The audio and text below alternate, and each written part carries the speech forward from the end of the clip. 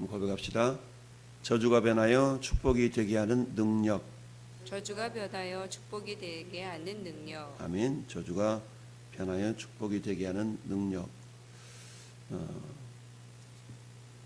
자, 14절부터 27절까지는 하나님께서 모세의 족보를 이렇게 기록하고 있습니다.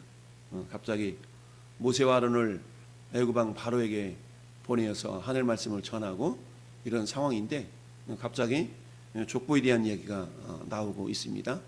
생뚱맞는 그런 것 같은데, 그런데 족보를 하나님 기록하신 까닭 다 이유가 있겠죠. 그래서 성경은 우연히 기록되어진 것이 아니고 분명한 의미와 목적을 가지고 있다라고 그랬는데, 예수님이 요한복음 마지막 절에 뭐라고 말씀합니까? 예수님이 하신 일이 이 밖에도 참 많은데 그것을 다 쓸라치면 그야말로 하늘을 두루마리 삼고 바다를 먹물 삼아도 그 하나님의 사역, 그 하나님의 사랑한 내용을 다 기록할 수 없을 거다라는 말씀이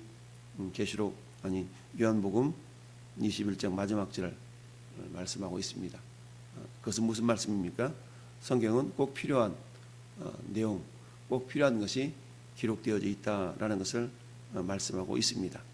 자, 그렇다면 하나님께서 오늘 본문 속에 모세의 족보를 기록하고 있는 까닭은 무엇일까? 그것은 한마디로 말하면 모세가 어느 날 갑자기 우연히 뿅 하고 나타나서 하나님 모세, 야, 안 되겠다, 너 이리 와, 이처럼 마치 대타 고용하듯이 그런 존재로 부름받은 것이 아니고, 하나님께서는 아브라함과 이삭과 야곱에게 세우신 그 언약의 연장선상에서 하나님이 모세를 선택하셨다라는 것을 보게 됩니다. 자, 그렇다면 모세의 조상은 누구인가에 대한 부분을 오늘 얘기하고 있어요. 여러분, 우리가 아는 것처럼 하나님은 그야말로 나이든 아브라함과 사라를 저 갈대아 우르 지역에서 불러내어서 마침내 가나안 땅으로 불러들이신 사건을 알고 있죠. 그러면서 하나님은 아브라함에게 7번의 언약을 통하여서 하나님이 내가 너로 큰 민족을 이루게 하겠다, 너는 복이 될 거야 라는 그런 은혜를 약속을 해 주시죠. 그런데 그 약속은 겨우 100세에 대해서 달랑 아들 하나만 주시는 것으로 한마디로 보면 씨앗이 보이게 하셨던 것이죠. 그리고는 그 이삭을 통해서 또 야곱이 나오게 하셨고, 그 야곱에게는 12아들을 주심으로 말미암아서 하나님께서 비로소 이스라엘이라는 민족을 결성할 수 있는 그런 바탕을 하나님께서 보여주신 것입니다. 그 가운데 특별히 야곱에게 있었던 그 12아들 가운데 야곱은 자기가 사랑하는 라헬을 통하여서 뭔가 이루기를 원하셨지만 하나님은 그러하지 아니하셨다. 야곱이 사랑했던 아내는 라헬이었죠. 근데 그 라헬마저도 그야말로 베냐민을 낳다가 산고를 이기지 못하고 결국 죽고 마는 그런 안타까운 모습을 경험하게 되죠. 그런 가운데 레아를 통하여서 6명의 아들과 1명의 딸을 낳게 됩니다. 결국 하나님 약속대로 이제 외삼촌 라반의 집을 출발해서 이제 고향으로 오는 길목에서 세겜성에 머무르게 되죠. 세겜성은 이제 가나안이 막 접어드는 그런 접경 지역이었는데, 그런데 이 세겜성에서 어떤 일이 발생합니까? 야곱의 딸 디나가 세겜성 그 아들에게 겁탈을 당하는 그런 일이 발생하게 되죠. 그 일로 야곱의 둘째 아들, 셋째 아들이 여기 나타나 있는 시므온과 레이인데요. 시므온과 레이가 칼을 차고 가서 세겜성의 모든 남자들을 다 그야말로 죽이는 학살을 감행하게 됩니다.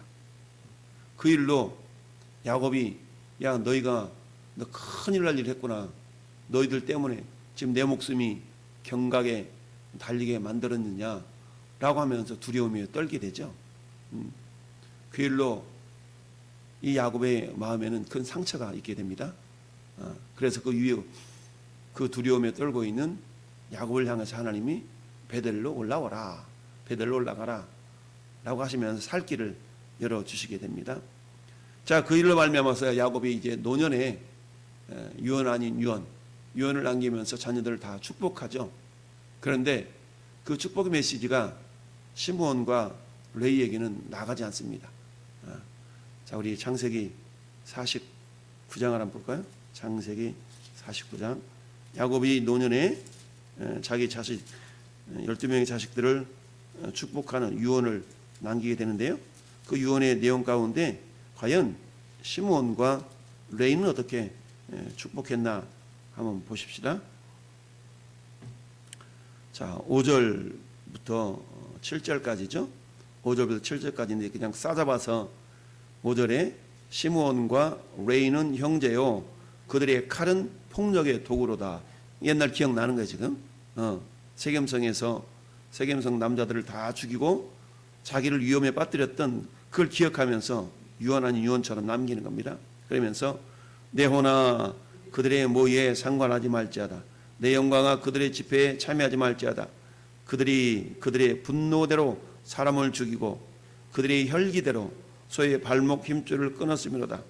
그 노여움이 혹독하니 저주를 받을 것이요 분기가 맹렬하니 저주를 받을 것이라. 내가 그들을 야곱 중에서 나누며 이스라엘 중에서 흩으리로다. 아멘. 7절 말씀 보면 자식들한테 할 말이에요, 안 할 말이에요? 이건 자식들을 할 말이 아니죠. 자식들에 대해서 너희들 말이야 저주받을 거야 이러고 있는 거 아니겠어요? 뿐만 아니라 야곱 중에서 나누이며 이스라엘 중에서 흩으리로다. 우리로 말하면 옛날 어른들이 속상하고 그러잖아요. 이를 빌어먹을 놈 같으니라고. 맞아요. 이런 거예요. 이런 빌어먹을 놈 같으니라고. 빌어먹을 놈이라는 건 뭐예요? 거지 된다는 얘기 아니겠어요? 그런 것처럼 야곱은 지금 자기 아들이잖아요. 아들. 시므온과 레위 이 두 아들이 세겜성에서 자기를 위험에 빠뜨린 그 일을 꽁하니 가지고 있다가 이게 야곱도 완전 뒤끝 장렬하고 있죠. 가끔 얘기하듯이 우스갯소리로 하나님은 뒤끝이 있으신 분이다 라고 말씀드린 것처럼 지금 야곱도 그런 거예요. 그리고 이렇게 축복이 아닌 저주를 선포했으니 이제 어때요? 그 당시에 가장의 축복, 가장의 저주는 그대로 이루어지게 돼 있어요. 그랬던 시므온과 레위인데 하나님은 지금 어때요? 레위의 자손 가운데 지금 모세라는 사람을 낳게 하셨다. 그러면 모세가 어떻게 생겨났나 보니까 레위한테는 3명의 아들이 있다라고 지금 16절은 오늘 본문에 돌아와서 16절은 얘기하고 있어요. 레위 아들들의 이름은 그들의 족보대로 이러하니 게르손, 고핫, 무랄이다. 그러나 레위의 나이가 137세다. 저주를 선포받았던 레위가 장수하는 복을 받게 되죠. 그리고는 이 세 아들 가운데 게르손, 고핫, 무랄이 이랬는데 자 보니까 18절에 고핫의 아들들은 아므람과 이스할과 헤브론과 우시엘이요. 고핫의 나이는 133세였다. 고핫도 133세를 사는 장수의 복을 누렸습니다. 그러면 자, 이 모세는 누구의 후손이에요? 모세는 고핫의 아들 가운데 아므람의 후손입니다.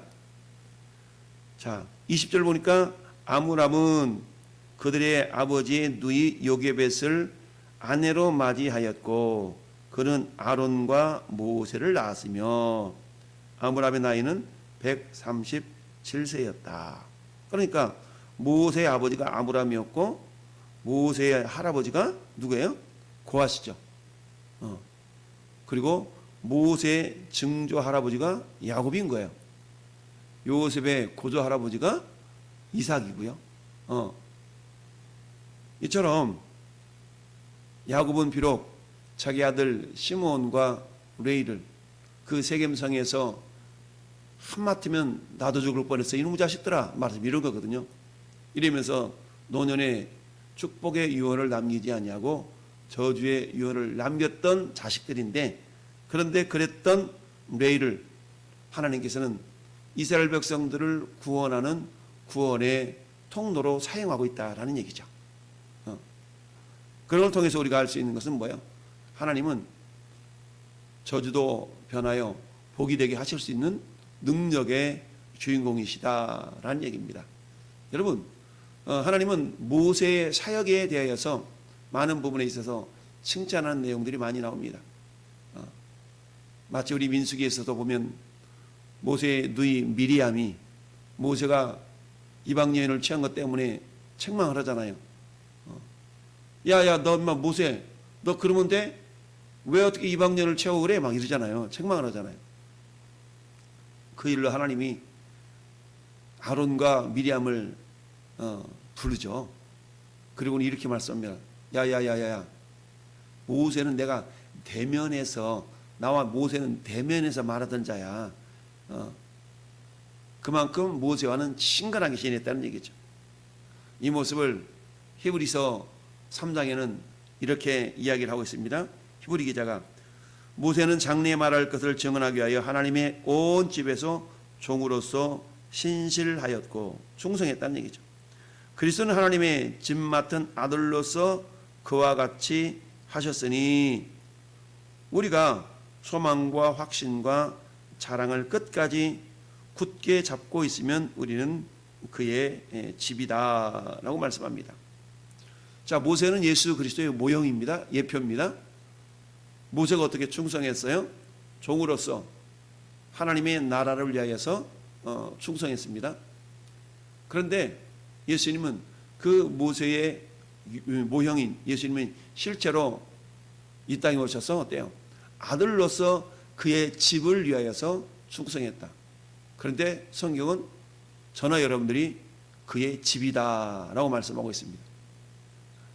사도 바울이 에베소서 2장 1절에 예수께서 죄와 허물로 죽었던 우리를 살리셨다. 에베소서 2장 5절에 우리가 은혜로 구원을 받은 것이라. 에베소서 2장 9절에 8절 9절에 너희가 그 은혜를 인하여 믿음으로 말미암아 구원을 얻었나니 너희에게서 난 것이 아니 하나님의 선물이라 라고 말씀하고 있습니다. 자, 오늘 애굽왕 바로의 마음을 역사하셔서 이스라엘을 구원해내는 그런 장면이 나왔으면 좋겠는데, 가운데 모세의 족보가 나온다는 얘기는 하나님의 구원하심이 어느 날 갑자기 뿅 하고 나타난, 그런 어쩌다가 갑자기 나타난 그런 사건이 아니라 아브라함부터 맺으셨던 그 언약의 결과로 하나님께서는 모세라는 한 사람을 미리 준비시키셨다라는 얘기입니다. 그런데 그 구원을 이루심에 있어서 하나님은 모세가 어느 지파로부터 왔다고요? 레위 족속으로부터 왔다는 얘기입니다. 레위 지파로부터 왔어요. 결국 레위 지파는 어떻게 쓰여집니까? 레위 지파는 이스라엘 전체를 대표해서 하나님을 섬길 수 있는 그런 기회를 받게 되잖아요. 비록 야곱은 자기 자식 시몬과 레위를 저주했지만 그 하나님은 그 저주가 변하여 축복이 되게 하실 수 있는 능력이 있으시다. 그걸 우리 뭐라고 얘기합니까? 은혜요 사랑이다 라고 말씀합니다. 그렇다면 저나 여러분들도 어떻습니까? 그 하나님의 은혜를 우리는 받은 자들이죠. 그래서 하나님께서는 우리에게 은혜를 베푸시는 시은자라고 했죠. 시은자. 그래서 어떻습니까? 성전에는 시은좌가 있다고 해요. 시은좌. 은혜를 베푸시는 자리. 이게 속죄소 법궤 위 두 그룹이 이렇게 팔을 벌고 있는 그런 천사의 형상의 모습. 그 속죄소 위에서 하나님이 영으로서 대제사장에게 나타나셔서 말씀을 하게 되는 겁니다. 이처럼 모세는 자기 아버지, 아버지가 아니라 아버지, 할아버지, 증조할아버지, 야곱의 저주받은 그런 레위 족속의 후손이었지만 하나님은 그 가운데 모세를 들어서 이처럼 축복의 도구로 사용하고 있다라는 것을 우리가 알 수가 있습니다. 그러면서 오늘 6월 첫날에 저는 여러분들도 어때요? 우리 예수님의 은혜와 사랑이 아니었더라면 우리도 역시 저주받은 인생으로 끝날 수밖에 없는 연약한 존재들이었는데, 그러나 이사야서 53장은 이렇게 말씀합니다. 그는 실로 우리의 질고를 지고 우리의 슬픔을 당하였거늘 우리는 생각하기를 그는 징벌을 받아 하나님께 맞으며 고난을 당한다 하였노라. 그가 찔림은 우리 허물 때문이요 그가 상함은 우리의 죄악 때문이라. 그가 징계를 받음으로 우리는 평안을 누리고 그가 채찍에 맞음으로 우리는 나음을 받았도다. 우리는 다양 같아서 그릇 행하여 각기 제 길로 갔거늘 여호와께서는 우리 모두의 죄악을 그에게 담당시키셨도다 라고 말씀하죠. 저는 여러분의 모든 죄악을 예수님이 담당하셨어요. 우리가 무슨 상관이 있습니까? 전혀 상관이 없는 그런 우리를 하나님의 은혜로, 하나님의 사랑으로, 우리가 어때요? 죄화물로 죽었던 우리를 살리셨다고 그랬거든요. 죄화물로 죽을 뻔한 존재가 아니에요. 우리 이미 죽어 있었던 존재들이죠.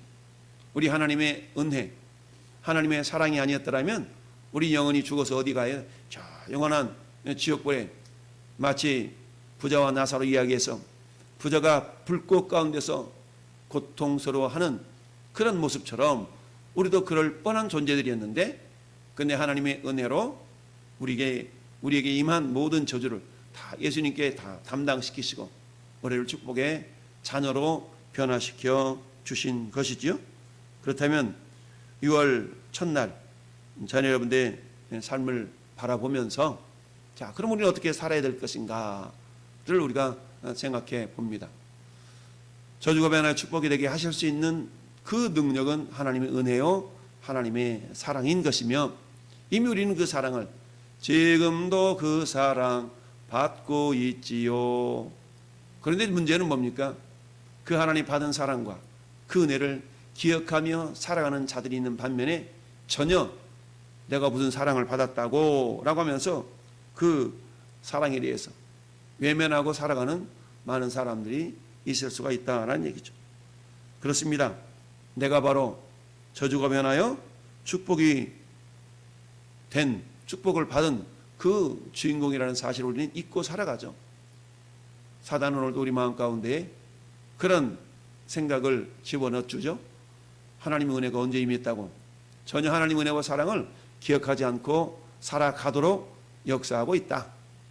그러나 오늘 본문을 통하여서 저주받은 가문이었던 그 레위 자손을 통해서 하나님은 모세를 오게 하셨고, 그 모세를 오히려 이스라엘 민족을 구원하는 구원의 도구로 사용하셨다라는 이야기입니다.